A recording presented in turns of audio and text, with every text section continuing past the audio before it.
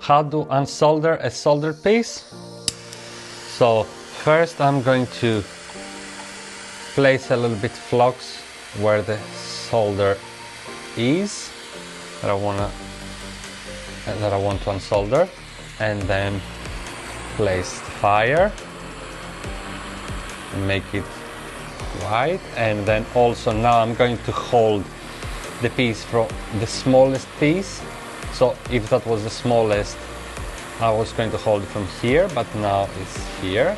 And then lift it up and then bring to the melting point the solder.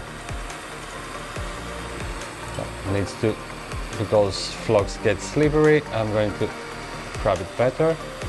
And then I lift it up and place the fire, bring the melting point, and element of gravity does all the job. And now if you want to solder with another direction, just place it the way that you want it and fire again until the melting point of the solder comes there, and you solder it again.